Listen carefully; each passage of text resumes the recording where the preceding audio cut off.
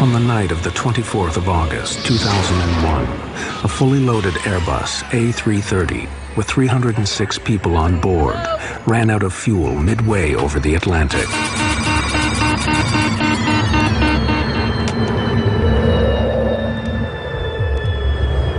How could a state-of-the-art, computerized airliner suffer such a catastrophic failure?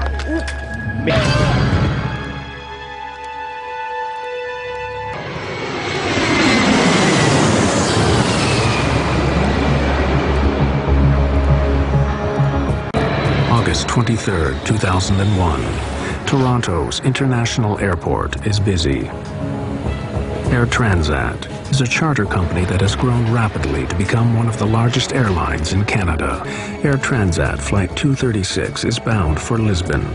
The plane, a twin-engined Airbus A330, is being flown by a young co-pilot, Dirk de Jager, and an experienced captain, Robert Pichet. The flight deck of the A330 is ultra-modern. Banks of computers connected to over 100 onboard sensors constantly monitor the operation of the plane.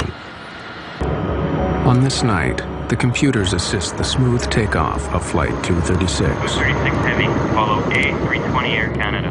Turn left on Romeo and hold short on 24 right. Roger, follow A320 Air Canada, left on Romeo and hold short of 24 right. With the crew of 13, Flight 236 has 306 people on board. Transat 236 Heavy, cleared for takeoff. 240 at 8, cleared for takeoff, 24 right, Transat 236 Heavy. At 10 minutes past 8, the Airbus A330, loaded with over 47 tons of fuel, left Toronto for Lisbon. V1, rotate.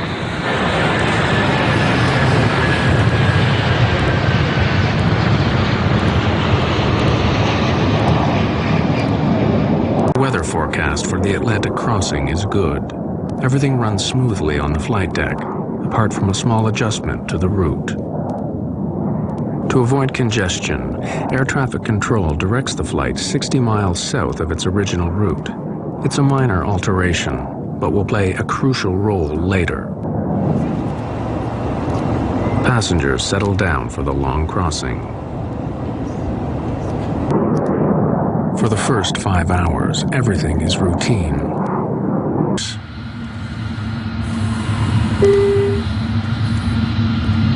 Look, we're getting a warning signal. Oil temp low and oil pressure high on number 2. But this warning is the first step in the crisis. Air Transat 236 continues on track. Then, 20 minutes later, a new warning. Fuel imbalance warning. In the Airbus 330, most of the fuel is in large tanks in the wings. The computer has now detected that the fuel level on the right is now significantly lower than the left. 39,000 feet over the Atlantic, some 300 kilometers from land, Air Transat Flight 236 is in trouble. Unknown to the pilots, the right engine is leaking fuel. The plane's computer system has thrown up a series of warnings, but the pilots believe these are computer errors. Bet you it's a computer problem. If the computer is correct, then with the amount of fuel remaining, the Airbus will no longer be able to make it to Lisbon. Captain Pichet is forced to divert the flight. We've got to divert. Transat 236 Heavy, Santa Maria Control, can you advise nearest airfield? We have a possible fuel problem. The nearest runway is over 300 kilometers away. With the fuel remaining, Lajes Military Air Base on the tiny island of Terceira in the Azores should be within reach. Flight 236 continues flying south for the next 25 minutes. Everything in the cabin seems normal.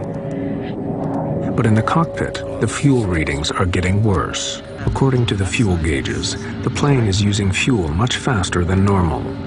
We have to declare a fuel emergency. Transat 236 Heavy, Santa Maria Control. Santa Maria Control, Transat 236 Heavy, go ahead.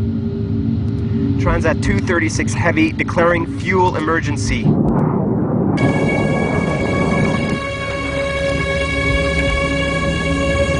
The right-hand engine runs out of fuel and cuts out. We're losing engine number 2. I don't believe this. Okay, maximum thrust on number 1. What's going on? We'll descend to 33,000 to control our speed. 236 Villages Tower, we have lost one engine flame out. Roger, Transat 236. We can see you on primary radar. You are at 135 nautical miles from Lajes Field. But 13 minutes after the right-hand engine cut out, and with 157 kilometers still to go, the left engine begins to fail. We're losing number 1. Mayday, mayday, mayday. We have lost both engines due to fuel starvation. We are gliding now. One of the most sophisticated airliners of the modern era, carrying 306 passengers and crew, is now nothing more than a giant glider, drifting steadily down towards the ocean. Without power, the plane loses 1,000 feet in height for every 5 kilometers it travels forward. They can reach the Azores, but if the pilots make a mistake, they may face a forced landing on the water. We have to ditch in the water. Prepare the cabin. The cabin's slowly depressurizing. We need to put our oxygen masks on. The loss of engine power means the cabin will soon depressurize.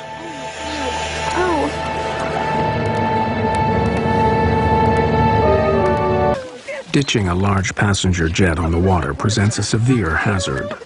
If the Airbus 330 has to make a forced landing, the chances of survival are bleak. As it enters the water, one of the first things that's going to hit the water is the tail. And it's probably going to be ripped right off. And the fuselage is probably going to open right about there. With over 100 kilometers before they reach the Azores, the pilots face a long and difficult maneuver. They need to keep the plane gliding for more than 15 minutes to reach the Azores. Transat 236 Heavy to Lajes Tower. Lajes Tower receiving, Transat 236 Heavy. On the ground, emergency services prepare for the crash landing of a fully loaded airliner.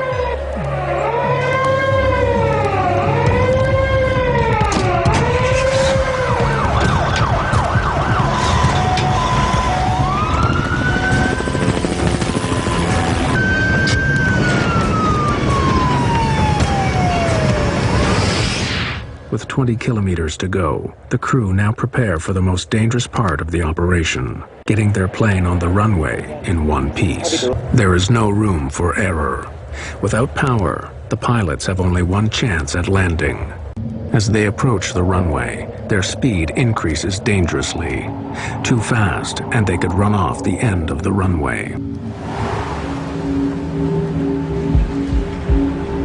Captain Pichet now performs a difficult series of swerving maneuvers to slow the plane down for landing.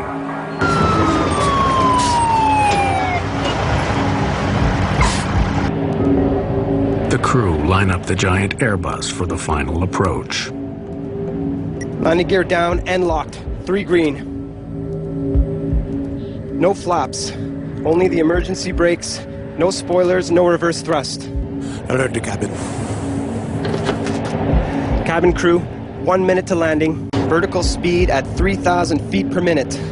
We're going way too fast. And the speed's increasing, 203 knots now. It's way too fast. But even if the crew can get the Airbus on the runway, they face a further problem. Without engines, the normal procedures for braking are severely restricted.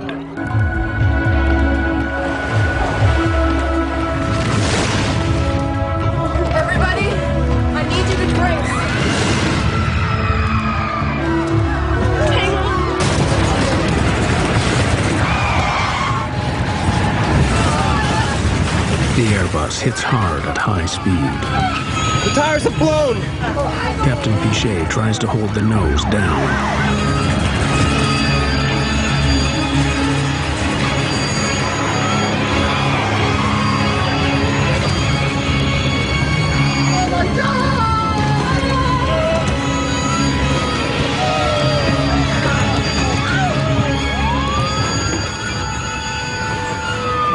After bursting 8 tires, the plane finally stops in the middle of the runway. What we say, we made it! We made it! We made it!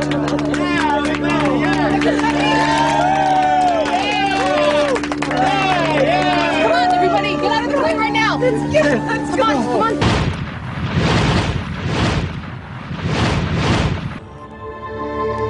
Pichet and de Jager had flown their Airbus without power further than any passenger jet in history. As news of their remarkable achievement spread around the world, they found themselves reluctant heroes. The Transport Canada investigation into Air Transat Flight 236 discovered that basic maintenance errors had led to the fuel leak. Air Transat had accepted responsibility and were heavily fined. Only because air traffic control initially sent the plane 60 miles south to avoid congestion was it close enough to the Azores when the crisis struck. Otherwise, it would have had to ditch in the ocean. The Portuguese investigation remains unpublished.